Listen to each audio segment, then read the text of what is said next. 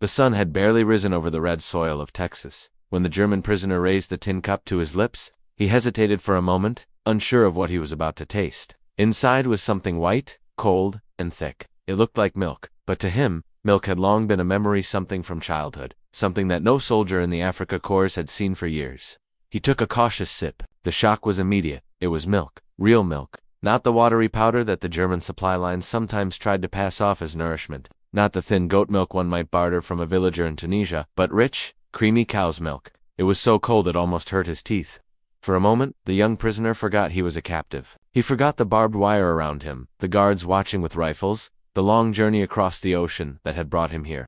All he could think about was the taste of the abundance it represented. He lowered the cup, staring at the liquid as though it were a hallucination. Around him, other prisoners did the same. Some laughed nervously, as if afraid they would be punished for drinking. Others muttered in disbelief. A few, hardened by years of propaganda, whispered suspicions. Perhaps the Americans are fattening us for something. Perhaps this is a trick. But then they drank again, and the doubts melted into astonishment. For men who had lived on crusts of bread, on half-spoiled tins of fat, on coffee made from burnt barley, this moment was shattering. It was not simply nourishment, it was proof that almost everything they had been told about America was a lie. Just months earlier, these same men had fought in the deserts of North Africa under the burning sun. They had been the proud soldiers of the Africa Corps, Rommel's men, drilled to believe they were the elite of the German army. They endured sandstorms, disease, and supply shortages, yet they clung to the belief that they were the best. Even in defeat, when Tunisia fell in May 1943, and 250,000 Axis soldiers laid down their arms, they carried themselves with a pride born of hardship. Prisoners expect punishment, scarcity, and humiliation. That is what they had seen in German camps. They imagined America would be worse. After all, the Nazis had told them for years that the United States was a weak, decadent land full of mixed races, ruled by Jewish bankers, unable to fight or sacrifice. The food they would receive, they thought, would surely be meager, barely enough to keep them alive. And yet here they were, on their very first morning in captivity, tasting milk so fresh and plentiful that even German officers could not disguise their astonishment. Later, one of the prisoners, a farmer's son from Bavaria, wrote in his diary, "In Germany, only children and the sick receive milk. Here, even prisoners are given it daily. If this is how they treat us, how well must their own people live?" That question spread like wildfire through the camp. Men compared notes about what they had been given. Bread so soft it seemed unreal. Butter spread thick across it. Eggs fried in pans. Even oatmeal sweetened with sugar. Sugar, a luxury they had not seen in years. What shocked them most was not the occasional treat, but the routine. In Germany, such meals would have been reserved for officers, for high officials, perhaps for hospital patients. In America, it was served without fuss to enemy soldiers. To them, it was unthinkable.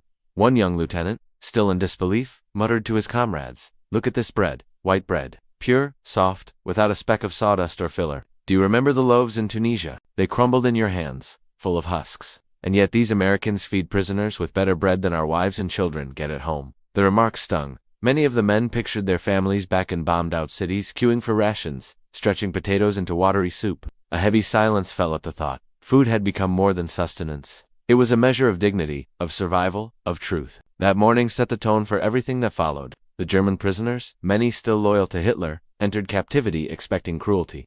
Instead, they were confronted with abundance so overwhelming it shook their very understanding of the world. The guards did not mock them. The cooks did not spit in their food. The milk was not poisoned. It was simply there. Because in America, milk was plentiful. The U.S. Army could serve it to thousands of prisoners without hesitation, because the country's farms produced so much that even a world war could not consume it all. For the Germans, who had been taught that war meant hunger and rationing, this was more than surprising, it was terrifying. If America could treat its enemies like this, how powerful must it be toward its own citizens, its own soldiers? One POW writing years later described that first day as the moment he realized the war was lost. We had not yet heard of Stalingrad, not yet seen the ruins of our cities. But in that milk, in that bread, I tasted defeat. Because no matter how bravely we fought, no matter how disciplined our troops, how could we win against a nation that could feed its enemies better than we could feed our friends? The shock of plenty was not just physical, it was psychological. Each bite of buttered bread, each sip of milk, each spoonful of oatmeal became a quiet weapon, undermining the Nazi worldview. It was a weapon far stronger than any rifle, because it worked inside the mind, turning loyalty into doubt, pride into questioning, certainty into cracks. As the sun climbed higher over the camp, the German prisoners finished their breakfast in silence. Some stared into their cups, unwilling to admit the truth. Others whispered quietly, their voices tinged with awe. A few even smiled, sheepishly, like boys caught stealing sweets. But all of them, in their own way, felt the same thing. The ground beneath their convictions had shifted. They were still soldiers of the Reich, still prisoners of war, but with every swallow of American milk, they were also witnesses to a reality their leaders had never dared to tell them. And so began the story of how food, not bombs, not bullets, would become the most powerful weapon America wielded against the men of the Afrika Korps. In May 1943, the desert wind carried not victory, but silence. North Africa, once the stage of Rommel's daring maneuvers, now lay in Allied hands. The proud Afrika Korps, forged in dust and fire, was finished. Along the roads of Tunisia, endless columns of German and Italian soldiers marched with their hands raised, watched by curious villagers and battle-worn Allied troops. It was the largest surrender of Axis forces to that date. 275,000 men laid down their arms. For the soldiers of the Afrika Korps, it was more than defeat, it was humiliation. They had been told they were the steel wall, holding back the British in the desert, the elite formation that could outmaneuver any enemy. And yet here they were, surrounded, starving, exhausted. Rommel was gone, recalled to Germany. Supplies had dwindled to nothing. Luftwaffe air cover had vanished. Their tanks, once symbols of invincibility, were burning wrecks scattered across the desert. One German sergeant later wrote, "We surrendered not because we lacked courage, but because we lacked bread."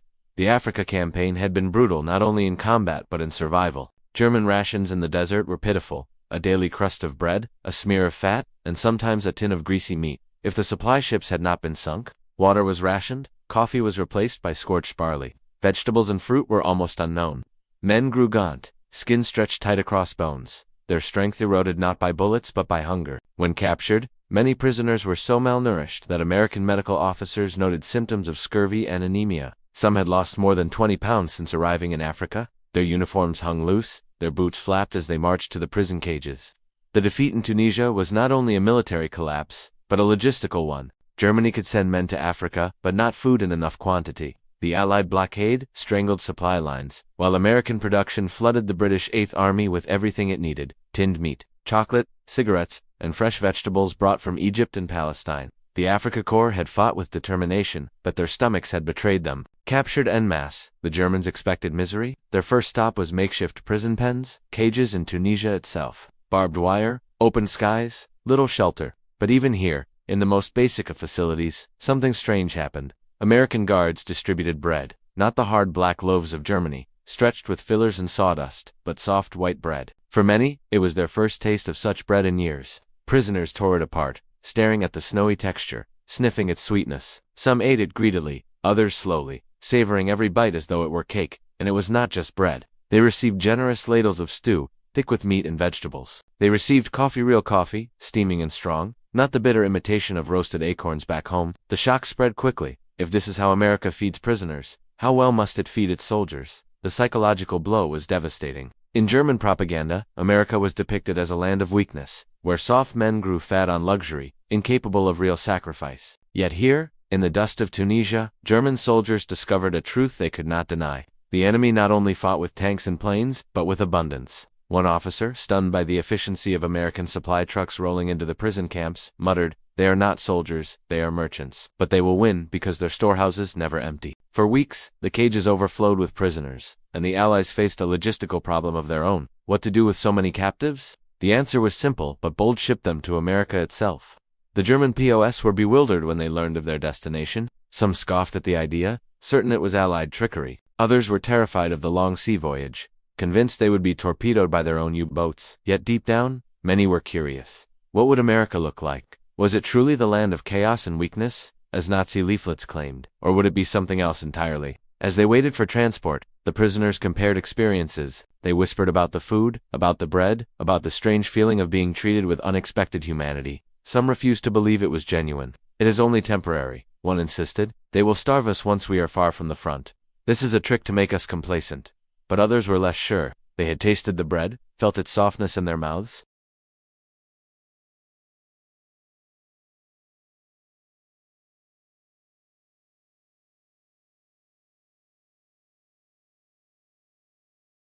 In Berlin, the fall of North Africa was reported as a temporary setback. Propaganda spoke of new weapons, new fronts, final victory. But in the prison cages of Tunisia, the truth was already spreading mouth to mouth, crust to crust. The Afrika Korps had fallen, not just to Allied guns, but to Allied abundance.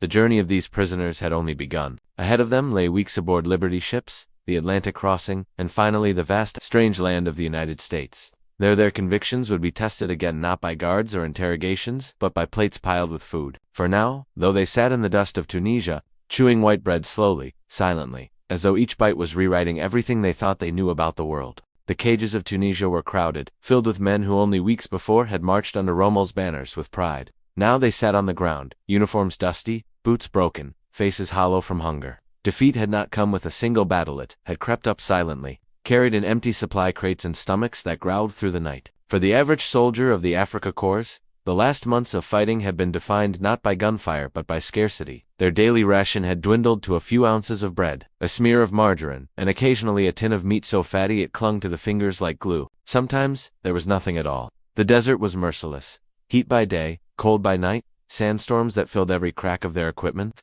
Men grew thin, their belts pulled tighter with each passing week. They learned tricks of survival. Some boiled weeds for soup, others ground date pits to stretch out their coffee substitute. A few scavenged from captured British supplies, marveling at tins of bully beef and chocolate. But for most, hunger became their constant companion. When capture finally came, many were too weak to resist. Allied forces herded them into temporary holding pens. Here, stripped of weapons but not of pride, the Germans expected the worst. After all, they had seen how their own regime treated Soviet prisoners: starvation, disease, neglect. Why should they expect better from the Allies? The answer came with the first distribution of food. American supply trucks rolled up, and soldiers began unloading crates. Inside were loaves of bread, enormous tins of stew, and metal jugs of coffee. The prisoners watched in stunned silence as the rations were handed out. Each man received a portion larger than he had eaten in weeks.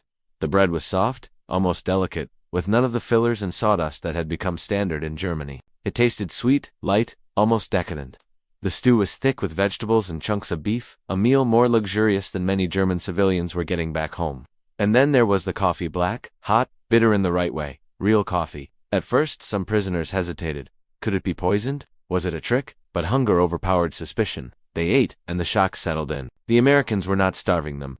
They were feeding them better than their own army ever had. For men trained to believe they were superior, the revelation was bitter. One soldier, a farmer's son from Saxony, muttered between mouthfuls, "We were supposed to be the master race. Yet here we are, prisoners, eating like kings only because our enemy feeds us." His words captured the strange humiliation of abundance. The very act of eating, once an assertion of life, now felt like surrender. Among the prisoners were officers, men of higher education and sharper observation. They noticed details others missed: the efficiency of American logistics, the speed with which supplies appeared, the variety of goods even in temporary camps. One captain, who had prided himself on Germany's scientific approach to war, confessed quietly to his comrades, "If their farms produce this much, and their ships carry it so easily, then perhaps we never had a chance." Such thoughts were dangerous.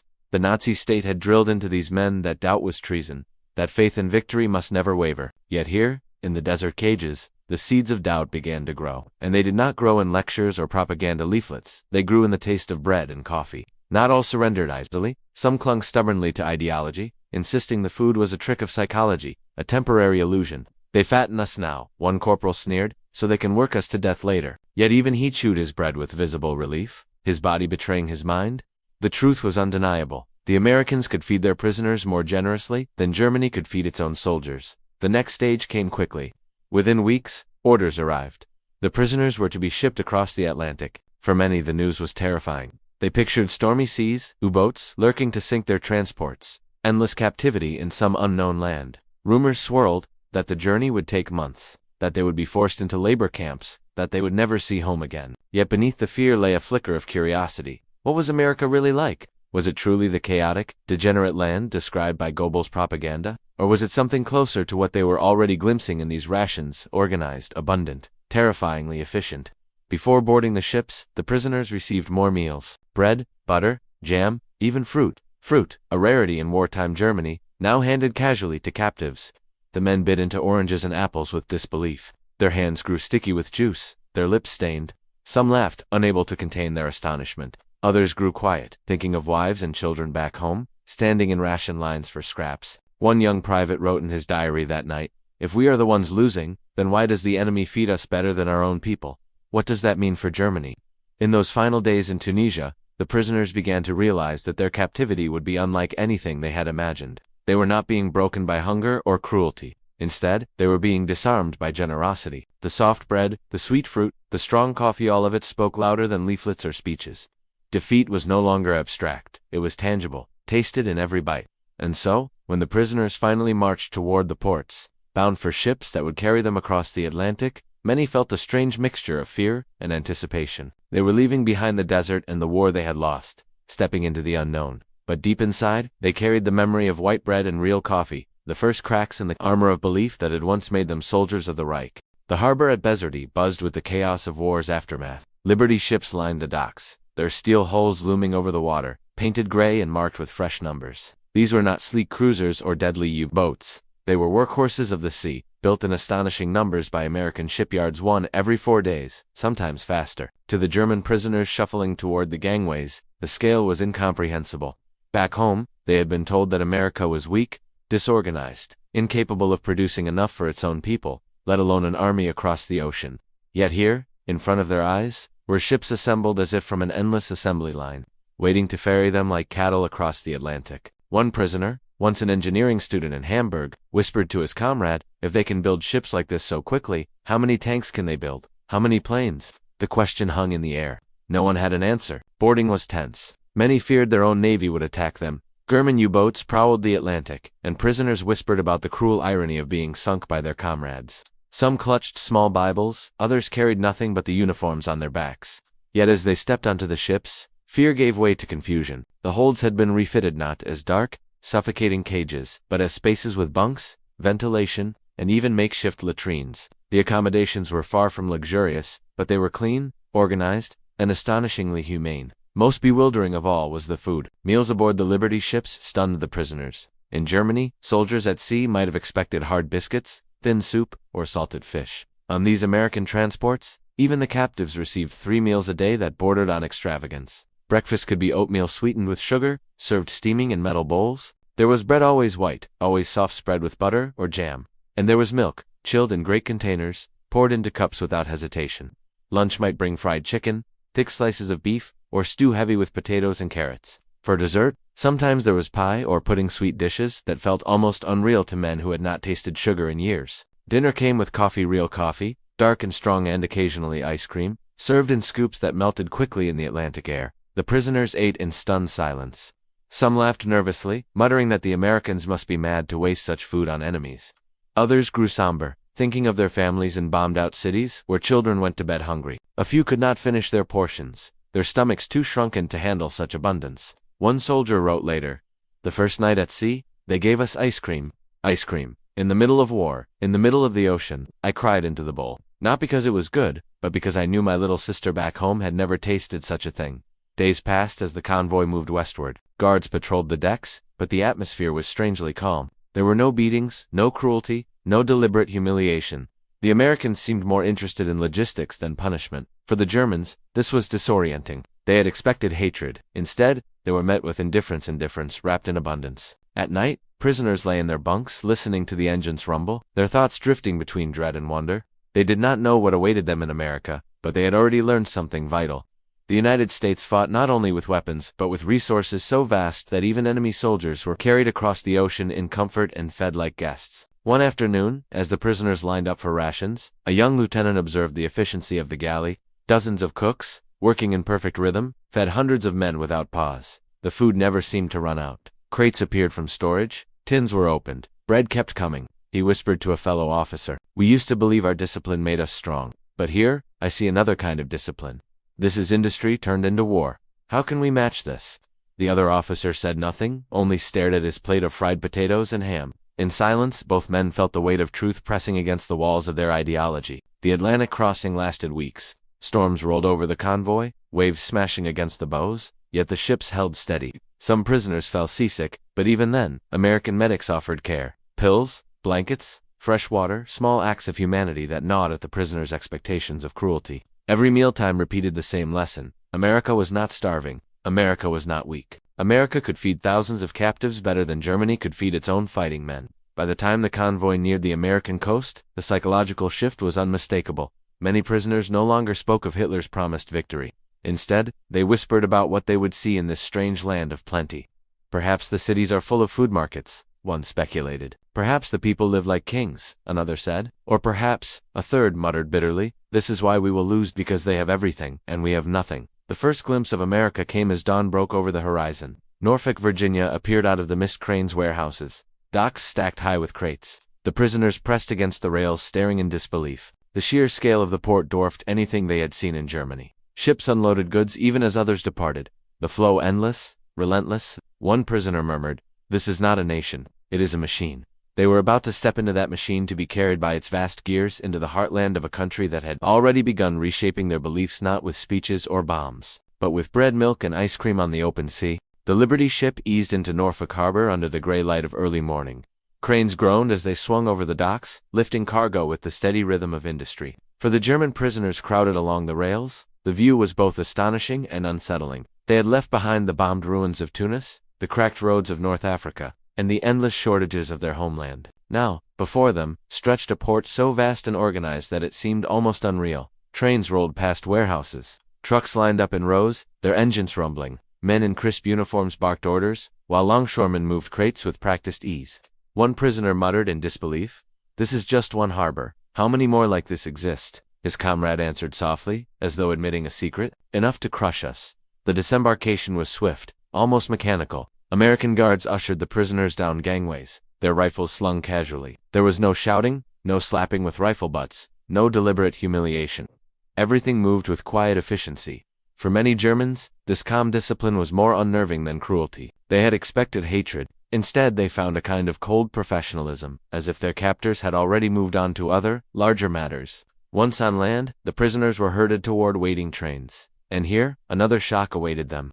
The train cars were not the suffocating cattle wagons they had imagined, but ordinary passenger coaches. The seats were padded, the windows wide. Guards passed down the aisles, distributing sandwiches wrapped in paper-thick slices of ham and cheese. Between two pieces of soft white bread, along with the sandwiches, came apples, shining red and fresh, and bottles of cold milk. The prisoners stared at the food in their hands as if it were a trick. In Germany, even officers had learned to eat sparingly, eking out thin rations of bread and turnips. To offer such abundance to captured enemies seemed beyond comprehension. One soldier whispered, "If they treat us like this, how do they feed their own people?" As the train pulled out of Norfolk, the landscape outside the windows brought a fresh wave of astonishment. The countryside rolled past in endless green fields of corn stretching to the horizon, orchards heavy with fruit, farmhouses standing untouched by war. There were no bomb craters, no burned villages, no columns of refugees trudging along the roads. Children played by the tracks, waving at the trains as they passed. Women carried baskets from markets brimming with produce. Life here seemed untouched by the chaos that consumed Europe. For the prisoners, it was like glimpsing another planet. The journey inland lasted days. At each stop, new supplies were loaded. Crates of food, barrels of water, sacks of flour. Nothing ever seemed scarce. Nothing ever ran out. The prisoners watched in silence, their thoughts turning inward. Some grew bitter, muttering about propaganda, insisting it was all a show staged for their eyes. Others, quieter, sensed the truth. This was not theater. This was America's reality. One officer scribbled in a hidden notebook, "I have seen now with my own eyes what no report could ever capture. This land is inexhaustible. Every farm is a fortress of supply. Every town hums with energy. Our Reich cannot match this." Meals on the train continued to hammer home the same lesson. Breakfasts with eggs and bacon, coffee poured freely into cups. Lunches of roast beef, sandwiches, fruit, and more milk. Dinners with chicken, potatoes, and pie for dessert. Pie sweet, flaky, filled with apples or cherries. For many Germans, it was the first time in years they had tasted fruit in such abundance, let alone wrapped in sugar and pastry. Some prisoners devoured every bite. Others held the slices in their hands, staring at them with a mixture of awe and sorrow. One whispered, "This is the taste of a country that has never gone hungry." As the days rolled on, the prisoners began to talk less about war and more about the future. Would they be worked to death in camps, like the rumors said? Would they ever see home again? Or would this strange land of plenty somehow soften their fate? When the train finally slowed and the guards ordered them off, they found themselves standing before vast compounds of wooden barracks surrounded by barbed wire. Prisoner of war camp steady, organized, efficient, like everything else they had seen. But even here, surprises awaited them. Inside the camp, they were assigned bunks with clean sheets, given soap, and marched to mess halls that smelled of cooked meat and bread. There were rules, strict ones, but also a sense of order that did not rely on cruelty. The guards were firm, but rarely violent. And then came dinner. The prisoners filed into the mess hall, where long tables were already set. Metal trays were filled with mashed potatoes, green beans, and thick cuts of roast chicken. There was gravy, bread rolls, and once again ice cream for dessert. Ice cream? In a prison camp. The Germans sat in stunned silence, spoons in hand. Some laughed nervously, unable to reconcile the contradiction. Others wept quietly into their food. One young soldier, no older than 20, whispered, "If this is captivity, then my family back home are the true prisoners." That night, as the camp settled into uneasy sleep, the air buzzed with whispered conversations. The abundance they had seen, the food, the trains, the farms, the very land itself had begun to work its way into their minds. They had left North Africa as proud soldiers of the Reich, convinced of German superiority. But now, in the heart of America, the first cracks had appeared. Cracks not made by bombs or bullets, but by bread, apples, and pie. They did not yet know it, but their journey was far from over. Ahead lay months, even years, of captivity. Ahead lay work details in the fields of the Midwest, in factories, on farms, and with every passing season, the abundance of America would press its quiet truth upon them, that they were fighting a war their nation could never win. The gates of the prisoner of war camp clanged shut behind them, the steel mesh glinting in the afternoon sun. Beyond the perimeter, rows of neat wooden barracks stretched out in precise grids, each marked with white numbers. Guard towers loomed at the corners, manned by soldiers with binoculars and rifles. For the Germans, it was captivity. Yet, from the first moment, it felt nothing like the grim images of prison they had carried in their minds. Inside the barracks, the air smelled of pine and fresh linen. Each man was assigned a bunk with a mattress, 2 blankets, and a pillow, luxuries compared to the straw mats and filthy shelters they had endured in North Africa. At the foot of each bunk sat a wooden trunk, where prisoners could store their belongings. There were washrooms with running water, showers with hot streams, and latrines that did not reek of neglect. Soap and towels were issued. For many Germans, it was the first time in months they could wash properly, and the sensation of hot water running over their skin felt almost unreal. The mess hall became the center of camp life. 3 meals a day, served on trays with astonishing consistency. Breakfast, scrambled eggs, bacon, toast with butter, coffee that seemed endless. Lunch, stew thick with beef and vegetables, bread, fruit. Dinner, pork chops, mashed potatoes, green beans, sometimes pie or pudding for dessert. Even prisoners received milk, jam, sugar, commodities that, in Germany, were rationed to the bone. One soldier muttered after a meal, "If this is how they feed their enemies, how do they feed their children?" The man across from him shook his head slowly. "I don't want to think about it."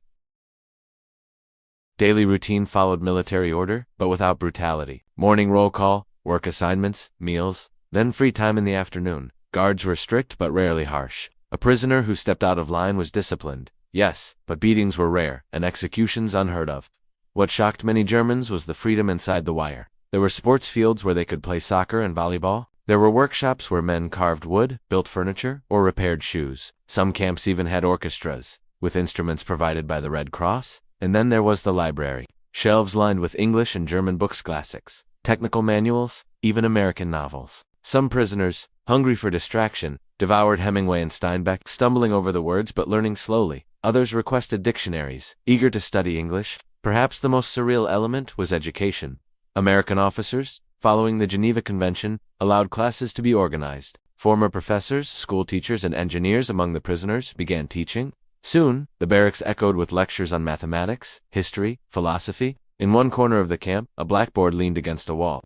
Chalk in hand, a former Berlin University lecturer diagrammed equations for a dozen young soldiers. Across the yard, another group sat cross-legged in the grass, reading Goethe aloud. For men who had expected chains and starvation, this was disorienting. Captivity was turning into a kind of university.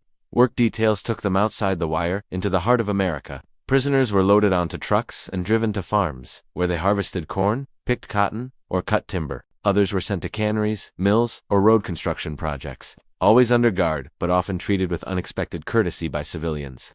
Farmers shook their hands, offered them water, even brought them sandwiches. Housewives brought baskets of fruit to the fields. Some children, too young to understand the war, waved at the prisoners as they labored. One young soldier, stooping in a wheat field under the July sun, whispered to his companion, "They treat us better here as prisoners than we were treated as recruits in Germany."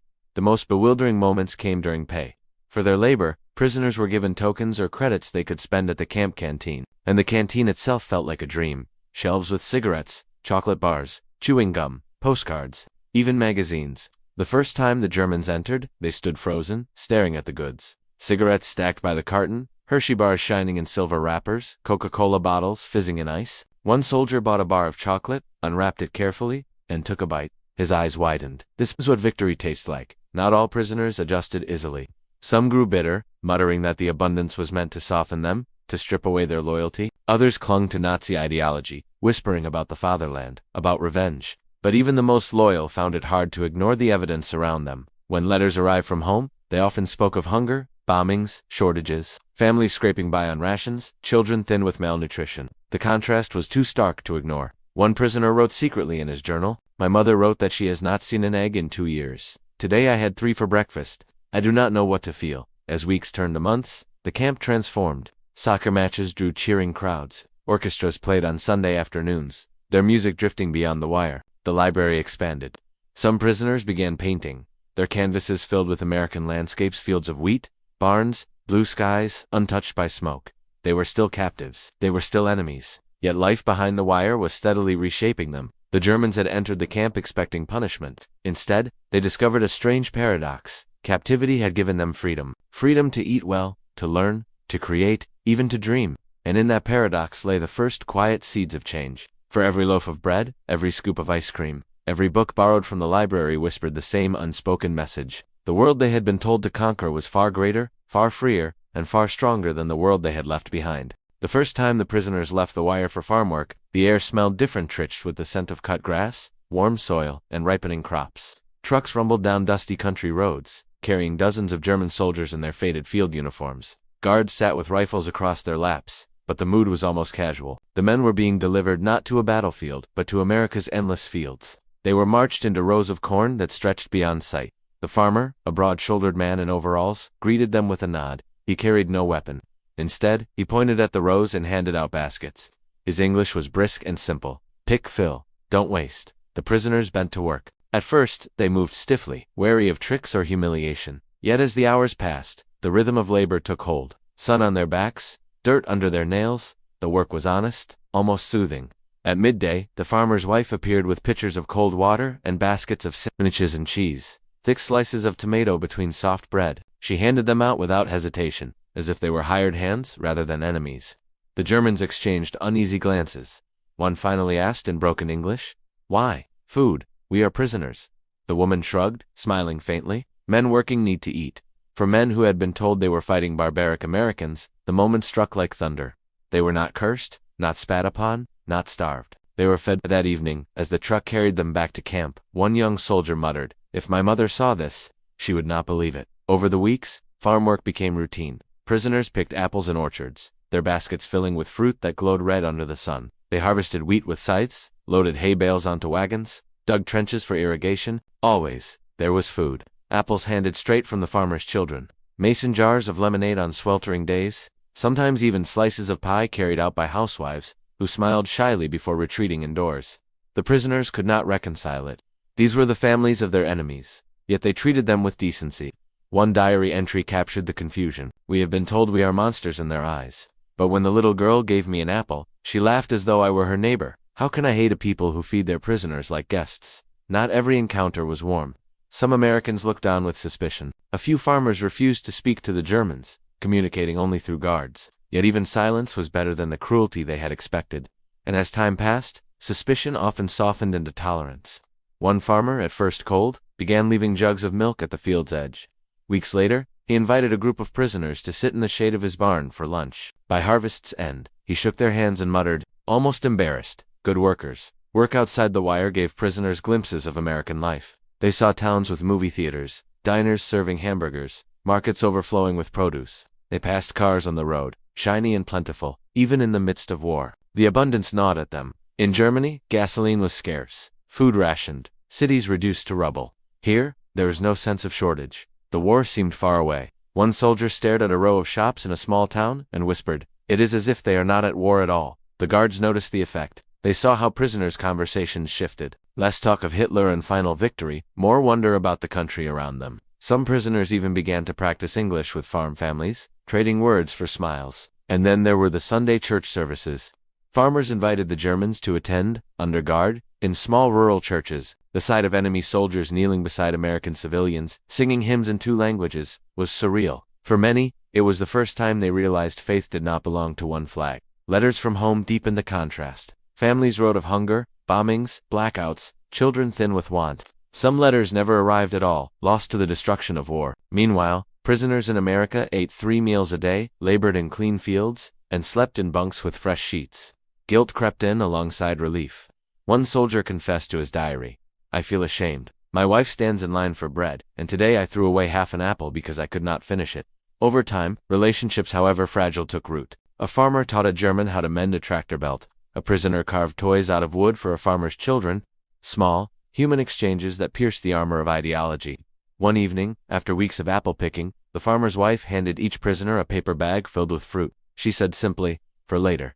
The men carried the apples back to camp, holding them as though they were treasures. Some ate them immediately. Others saved them, not for themselves, but to mail dried slices home with letters, tokens of a land that seemed like fantasy. By autumn, the prisoners had begun to understand something their generals had never admitted. America's power was not only in its weapons or armies, but in its land, its farms, its people. Every orchard bursting with fruit, every field heavy with corn, every farmhouse table laden with food whispered the same truth. This was a nation that could not be starved, could not be broken, could not be beaten in the way Europe had once been conquered. At night, back behind the wire, men lay awake thinking of the farms, the warmth of sunlight, the laughter of children, the taste of lemonade. For many, the memories would linger long after the war shadows of a world they had been taught to hate, but which had quietly shown them kindness. And slowly, silently, loyalty to the Reich gave way to something else. A grudging respect, a dawning realization, a question that none dared to speak aloud. Were we fighting for the wrong side all along? News reached the camps slowly, like distant thunder rolling across an ocean.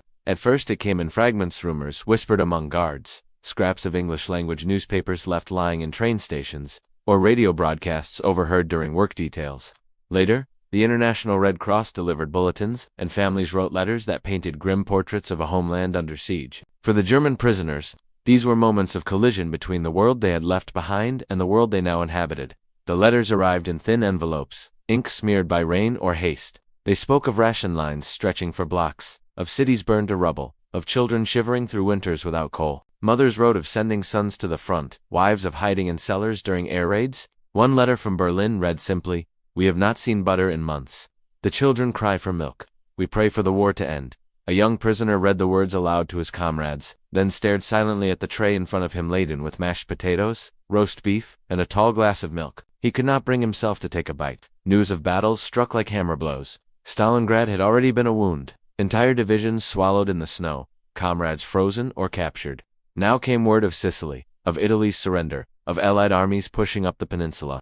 Then, whispers of a massive invasion in France Normandy, June 1944. In the mess halls, groups of prisoners huddled, tracing the maps in their minds. They argued, clung to hope, denied the truth. But every letter, every Red Cross update confirmed the same thing. The Reich was shrinking, the war turning against them. Some responded with anger, cursing America, cursing England, cursing the weakness of their own generals. Others sank into silence, eyes fixed on their plates, unable to reconcile loyalty with reality. And always, there was the cruel contrast. Outside the barbed wire, America thrived. Trucks filled with produce rumbled past. Civilians walked freely, their clothes neat, their bodies well-fed. The prison canteens overflowed with cigarettes, chocolate, canned fruit.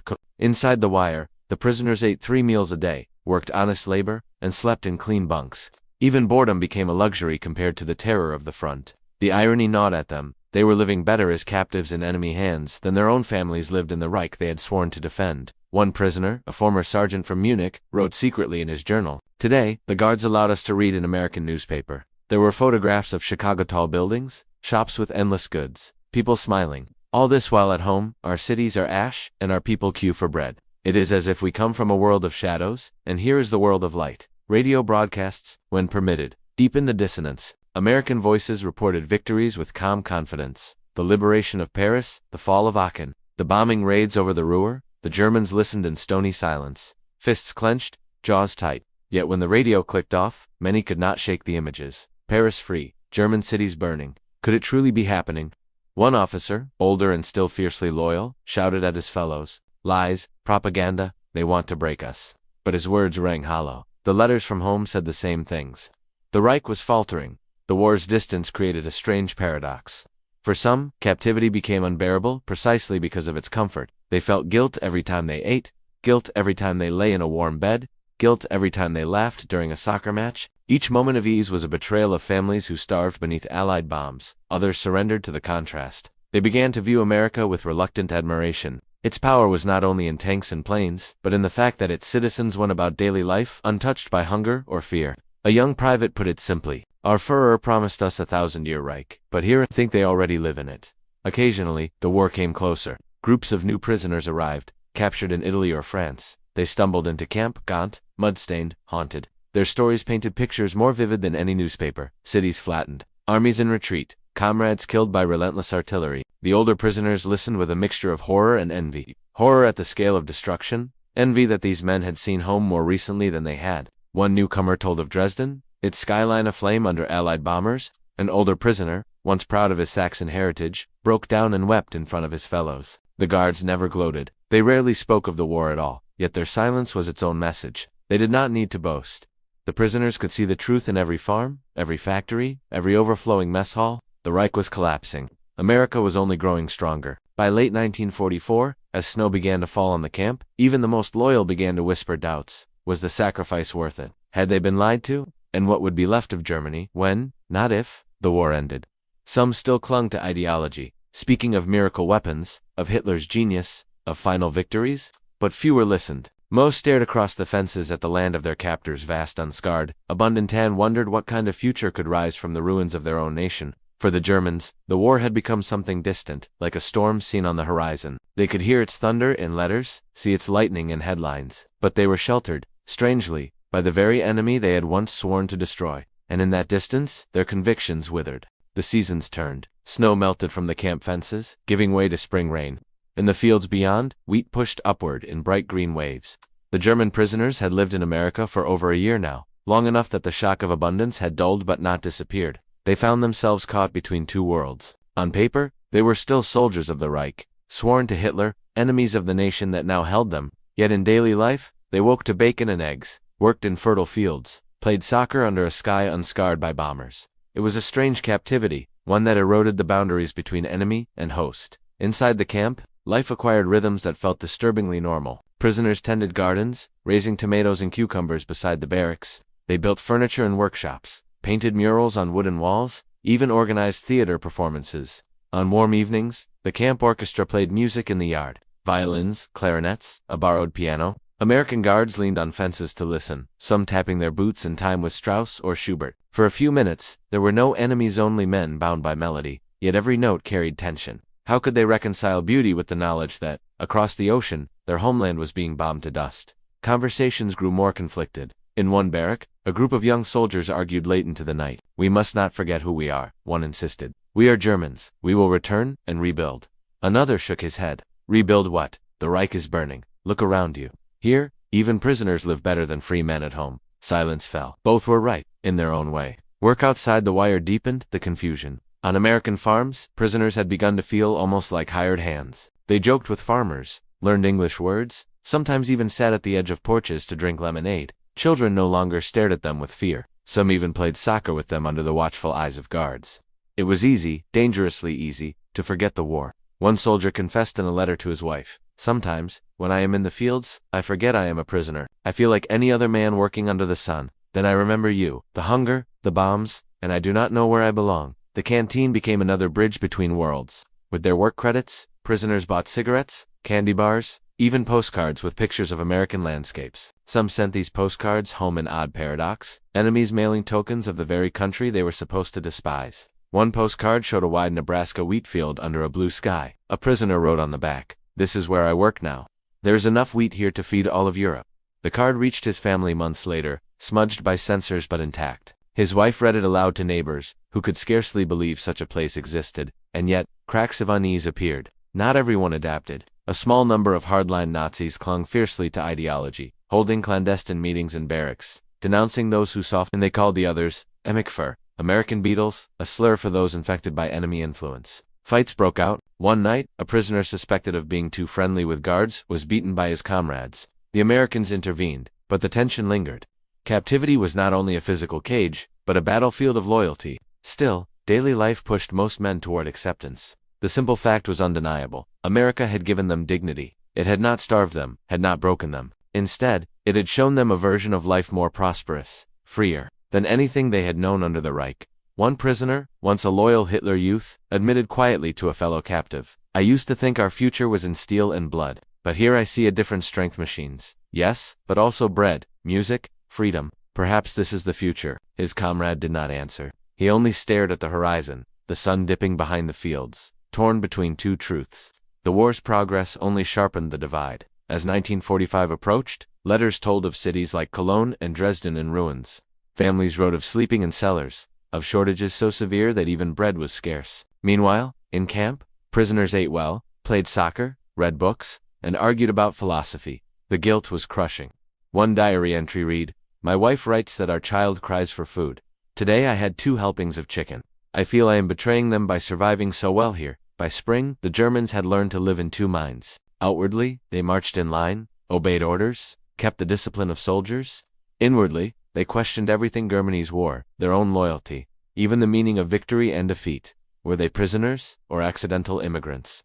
Soldiers of the Reich, or unwilling witnesses to America's power? They no longer knew. At night, when lights dimmed and the camp fell silent, many lay awake with the same thought. The war would end, Germany would fall, and when they returned, what stories would they carry home? Stories of chains and cruelty, or of music, bread, and the strange kindness of a nation they had been taught to hate? The answer remained uncertain, but one truth was already clear. They had entered the camps as enemies. They were slowly becoming something else, men caught between 2 worlds, shaped by both, belonging fully to neither. It began with rumors. In April 1945, guards walked a little taller, their conversations hushed but tinged with confidence. Newspapers left on benches bore headlines the prisoners struggled to decipher, even through imperfect English. Russians enter Berlin, Allies advance on the Elbe. Whispers spread through the camp like wildfire. Berlin surrounded. Hitler in his bunker? The Reich crumbling. For years, many had clung to the hope of a turning tide, some miracle weapon, some last-minute salvation. Now, each rumor chipped away at that faith. The truth arrived in pieces, cruel and undeniable. On April 30th, word came that Hitler was dead. At first, many refused to believe it. Some called it Allied propaganda, others a coward's lie. But when the Red Cross confirmed it days later, the camp fell into stunned silence. For some, it was as if the ground had given way beneath their feet. Their Führer, the man they had sworn to serve, the symbol of their nation gone by his own hand? A young lieutenant muttered only 3 words before collapsing onto his bunk. "Alles ist verloren. Everything is lost." Then came May. Surrender. Germany had capitulated unconditionally. The war in Europe was over. The news spread across the camp in a single afternoon, carried by guards, confirmed by the radio. Men who had once sworn to fight to the last bullet now sat on bunks, heads in hands. Some wept openly, their bodies shaking with grief and shame. Others stared into the distance, hollow-eyed, as if watching a homeland dissolve in their minds. A few shouted in denial, pounding fists against walls, insisting it could not be true. But the barbed wire, the guards, the abundance of food all stood as proof of victory and defeat. Reactions split sharply. For hardliners, the surrender was a wound deeper than chains. They raged, cursed the Allies, cursed traitors, cursed fate itself. They dreamed of revenge, of carrying on the fight in spirit if not in arms. But for many others, the emotion was something stranger, relief. At last, the endless war was over. At last, the bombs would stop falling on their families. At last, they could begin to imagine a future not bound to death and destruction. One soldier whispered to a friend that night, "Do you feel it? For the first time, I am not afraid of tomorrow." Yet relief was tainted by guilt. The prisoners thought of letters describing starvation in Dresden, ruins in Hamburg, the death of children in Berlin. They thought of wives and mothers digging through rubble while they, the defeated soldiers, had eaten well in America. One diary captured the torment. "I should be with them. I should have shared their suffering. Instead, I have survived, too well, too far away. I do not know if they will forgive me for living like this." The Americans watched carefully but did not gloat.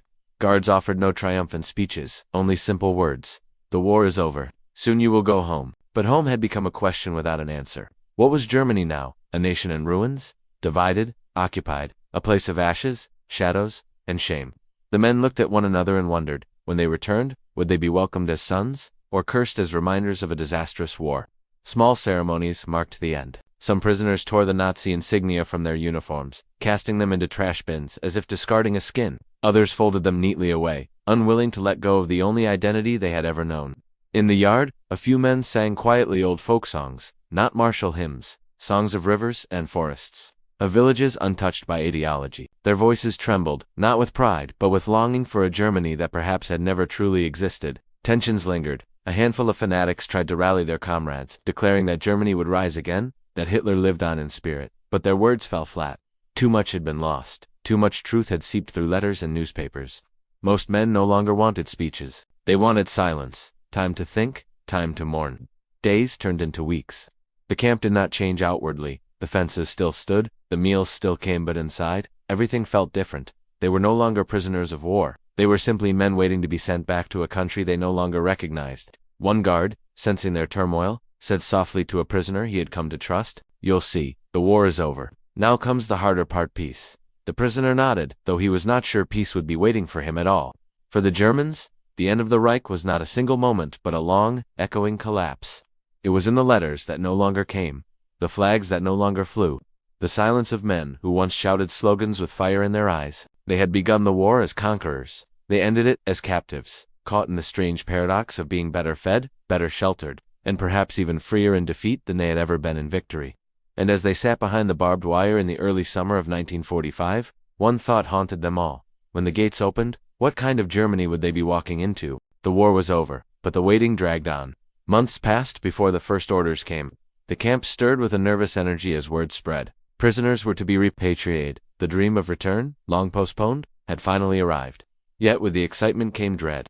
For years they had lived in a paradox, enemies in name, but guests in practice, sheltered and fed by the land they were taught to hate. Now they would leave that strange security behind. And what, exactly, were they returning to?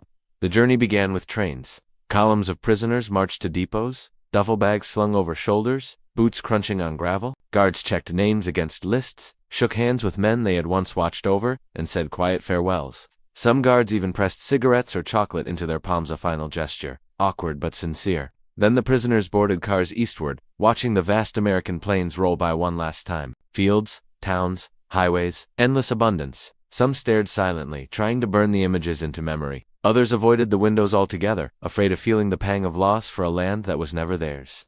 In ports like New York and Boston, the men saw the ocean again, gray and restless beneath the ships that would carry them home. The sight of the Statue of Liberty filled some with bitterness, others with awe. She had stood unmoved while their Reich had risen and fallen. For a few, she became a symbol of what they had secretly admired: strength without fear, victory without cruelty. The ships groaned with passengers, thousands of men packed into bunks below deck. They shared rumors of what awaited them. Germany divided by allies, cities in ruins, families scattered. No one knew the truth, only fragments. The Atlantic was rough, but the unease in their hearts was rougher still. Days stretched into weeks. At night, men gathered on deck, gazing westward, where America lay hidden beyond the horizon. Some felt relief to be leaving. Others, shame at feeling sad. One private whispered to a comrade, "Strange, isn't it? We came here as enemies, and now I feel like I am leaving friends behind." His comrade said nothing. The silence was answer enough. At last, Europe appeared. First the coast of France, scarred by war, then the ports of the British zone. Prisoners disembarked, blinking in the pale light, and boarded trains once more, at this time heading east, toward what remained of Germany. The closer they came, the heavier the silence grew. Through shattered windows they saw landscapes littered with wreckage, factories reduced to skeletons of brick, villages burned to blackened shells, bridges twisted like broken bones. The America of abundance seemed already like a dream, dissolving with every mile. When the train stopped, the shock became personal. Stations stood roofless, platforms cracked. Families waited with hollow eyes, gaunt faces framed by scarves and soot. Children clutched at mothers' skirts, staring at the returning soldiers not as heroes, but as strangers. One prisoner stepped down and scanned the crowd, searching for his wife. He found Herthanar, older, her eyes dulled by hunger. When they embraced, there was no triumph, only tears. Another asked for his parents. The answer came in a whisper. They did not survive the winter. Cities were unrecognizable. Hamburg was rubble, streets lined with ruins that had once been homes. Dresden lay scarred by fire. Berlin fractured between occupiers.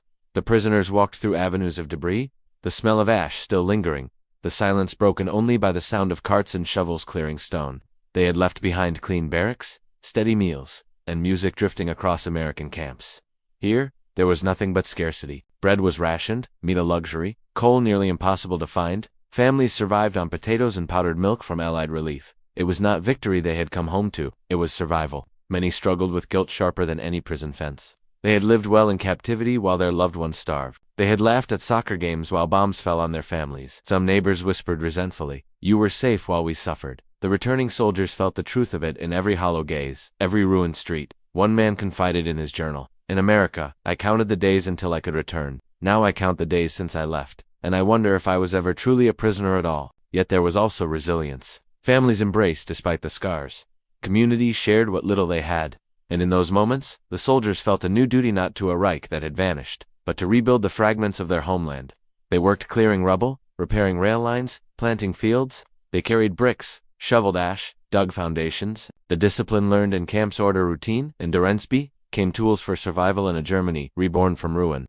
But memories lingered. At night, when hunger gnawed and cold seeped through broken windows, men thought of warm meals in American mess halls, of books borrowed from camp libraries, of guards who had shaken their hands. Some felt shame for the comparison, others felt longing. A few even wondered whether their future might someday lead them back across the ocean, not as prisoners, but as immigrants. They had gone to war believing themselves the chosen sons of a 1,000-year Reich. They returned as men stripped bare, carrying not banners or medals, but questions about loyalty, about guilt, about the strange kindness of enemies, and the fragility of nations. For now, there was only one certainty: they had left America behind, but America had not left them. Germany in the late 1940s was not a country so much as a wound. Cities lay broken, families scattered, hunger a constant companion. For the former prisoners of war, return was not the end of captivity but the beginning of another trial, learning to live in a homeland they no longer fully recognized. They had walked out of American camps carrying little more than duffel bags and memories, but those memories clung to them with a peculiar weight, shaping how they moved through the ruins of their new reality. Some spoke openly of their years in the United States, marveling at the food, the music, the relative kindness of guards. They told neighbors about fields of wheat stretching to the horizon, about canteens stacked with chocolate and cigarettes, about evenings when orchestras played under the prairie sky, but their words were often met with silence or worse, resentment. While we starved, you feasted, some neighbors muttered. You were prisoners. No, you were guests. The former soldiers did not know how to answer. They could only lower their eyes, guilty that survival itself had become a mark of shame. Others chose silence. They buried the stories deep, never mentioning the comfort of their captivity, never admitting that at times they had felt freer behind American fences than in the heart of Hitler's Reich. To speak of it seemed almost a betrayal not only of comrades who had died, but of the nation itself. And so, within Germany, two wars continued, the one of rubble and ration cards, and the one inside the minds of men who had lived between two worlds. The memories did not fade. In winter, when food was scarce, some men recalled steaming trays of roast beef in American mess halls. When they dug through rubble, they remembered the clean wooden barracks, the books, the soccer matches under wide skies. One former prisoner confessed in a letter to a friend, "It is strange. I miss the camp. I miss captivity. Does that make me a traitor? Or only a man who could not forget being treated as human, when everything else in my life was inhuman?" A quiet transformation spread among them. Many, having glimpsed another way of life, no longer believed in the slogans of the past. They had seen a country thrive not through fear and conquest, but through abundance and freedom. Some embraced these lessons fully. They sought work with Allied reconstruction efforts, learned English, even befriended American soldiers stationed in occupied Germany. A few would later apply for visas, carrying their families across the Atlantic, choosing to build futures in the very land where they had once worn the label of enemy. Others carried the memories more privately, shaping their politics, their values, their quiet resistance to extremism in the decades that followed. But not all adapted so easily. For some, the contrast between captivity and home was unbearable. They could not reconcile the comfort of their imprisonment with the misery of post-war Germany. Their lives became a cycle of restlessness, drifting between jobs, between towns, unable to plant roots in soil that felt poisoned. One man, once a sergeant in North Africa, took to wandering the countryside. When asked why, he answered simply, "Because I had a home once." It was behind barbed wire in America. As years turned into decades, the echoes of captivity changed form. In family kitchens, stories of the camps became anecdotes told to children of baseball games watched from afar, of chewing gum tasted for the first time, of kindness from strangers. The war's horror faded in those retellings, replaced by something gentler, almost surreal. To younger ears, it sounded less like prison, and more like an unlikely adventure, a strange chapter where enemies treated one another as men rather than monsters. Historians would later note that these experiences planted seeds for reconciliation. When West Germany rebuilt and sought ties with America, many of the men who had once been prisoners stood quietly supportive. They had lived the difference between propaganda and reality. They had seen firsthand that a former enemy could also be a model for rebuilding. Their captivity had not only preserved their bodies, it had, in a way, preserved their hope.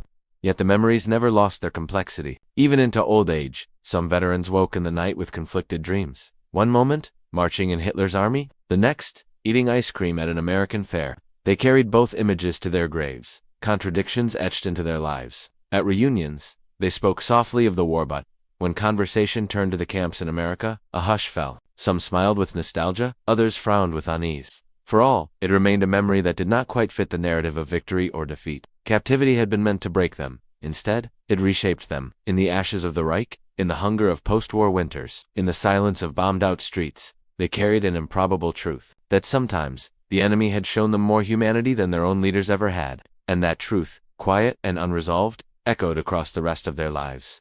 The story of the German prisoners in America did not end when the gates of the camps swung open. Their experiences lingered, woven into the fabric of two nations that had once faced each other as bitter enemies.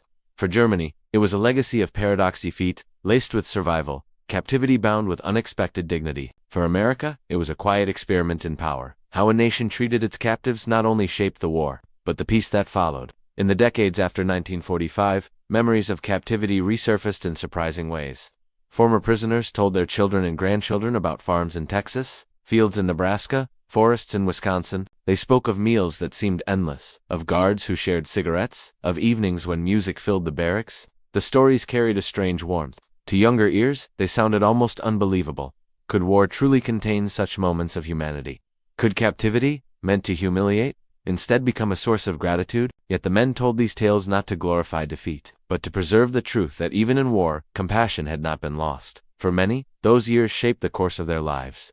Some returned to America, no longer as prisoners, but as immigrants, drawn by the memory of abundance and the possibility of renewal. They worked in factories, taught in schools, built families. For them, captivity had been not just survival, but initiation into a vision of the future. Others stayed in Germany, helping to rebuild amid rubble. But even there, the lessons endured. They had seen how democracy could thrive, how prosperity could flow not from conquest, but from cooperation.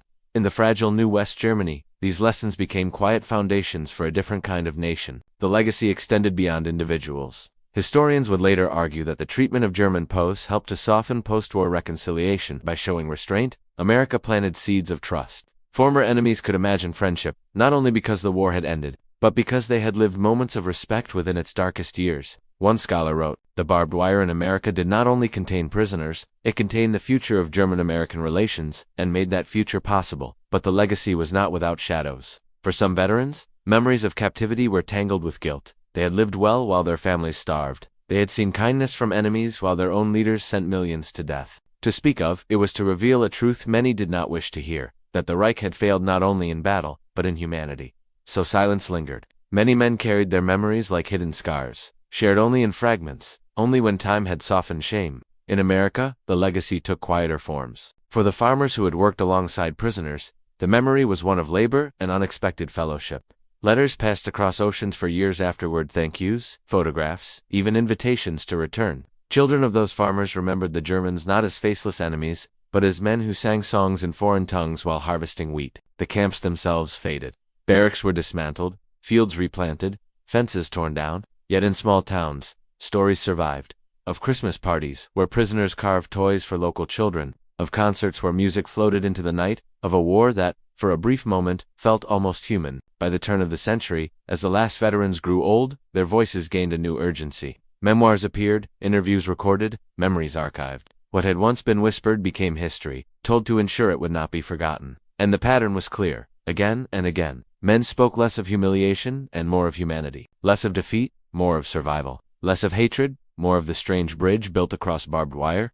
The legacy of captivity was not about victory or defeat. It was about what endured after both. In Germany, it became part of a national reckoning, proof that cruelty had not been inevitable, that another path had always been possible. In America, it became a quiet chapter of pride, not for conquering enemies, but for treating them as men. Together, these memories formed a bond that no treaty alone could forge. In the end, the German prisoners who had once crossed the ocean in chains carried back something unexpected. A story of survival that was also a story of transformation. A reminder that even in war's darkest hour, humanity can flicker alive in the smallest of gestures: a shared cigarette, a song through the fence, a meal given without malice. And long after the barbed wire was gone, that flicker burned on, not in camps or uniforms, but in lives rebuilt, in families raised, in the quiet peace between two nations once sworn to destroy each other. The last fences came down long ago. Where watchtowers once loomed, children now play. Where barracks once stood, fields of corn sway in the wind. Time has erased the scars of captivity, but not the memory. For the men who crossed the Atlantic in shackles, America had been a place of contradiction. Enemy soil that offered safety, captivity that preserved dignity, defeat that planted seeds of hope. They had arrived as soldiers of a collapsing Reich. They left as men who had glimpsed another world, one built not on conquest, but on compassion. Years later, some returned. Not in uniform, not in chains, but with families and suitcases, chasing the promise they had once seen through barbed wire. Others never came back, but carried America with them in memory, the taste of white bread, the sound of jazz drifting through the night, the kindness of strangers who chose humanity over vengeance. History often remembers wars in terms of battles won and lost, but there are quieter victories, harder to measure, easier to forget. The German prisoners in America lived one of those victories. In the midst of destruction, they found life. In the face of hatred, they discovered decency. In the silence of captivity, they heard the faint echo of a different future. Now, their voices are fading. One by one, the last veterans fall silent. But their stories endure, carried by children, by historians, by the small towns that once held them. And perhaps that is the truest legacy. Not the wire or the uniforms, not even the war itself, but the reminder that even in humanity's darkest chapters, light can survive if only in the smallest of gestures. The ships that carried them home are gone. The camps lie buried beneath fields and forests. But somewhere in the stillness of memory, the echo remains. A song sung through fences, a laugh shared across language, a soldier realizing that an enemy could also be a friend. The war ended, the peace endured, and with it, the story of men who found, in captivity, a freedom they had never known.